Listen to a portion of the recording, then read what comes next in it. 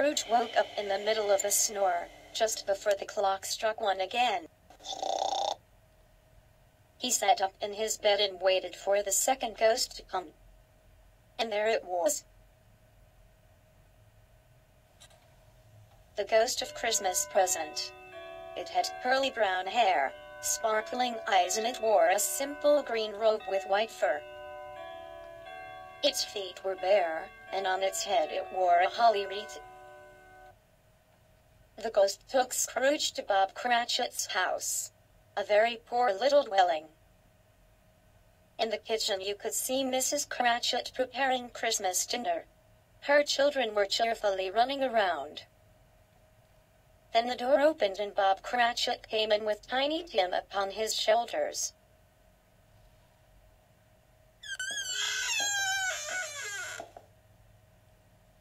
Tiny Tim was Bob Cratchit's youngest son. He bore a little crutch and had an iron frame around his limbs. On our way home, Tiny Tim told me that he hoped the people saw him in the church because he was a cripple. It might be pleasant to them to remember on Christmas Day, who made lame beggars walk and blind men see. Bob's voice trembled when he said this. Then Christmas dinner was ready, and everyone sat down at the table. As the Cratchits were very poor, it was not much they had for Christmas dinner. But still everyone was joyful, and you could feel that they all had the Christmas spirit in their hearts. A Merry Christmas to us all, my dears.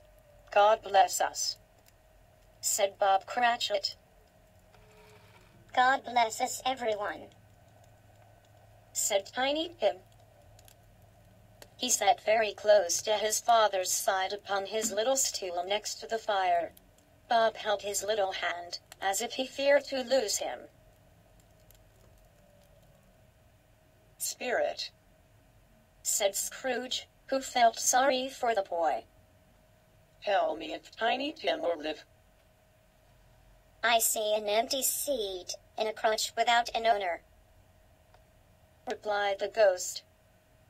If these shadows don't change in the future, the child will die. This made Scrooge very sad, but the spirit went on and took Scrooge to his nephew's house.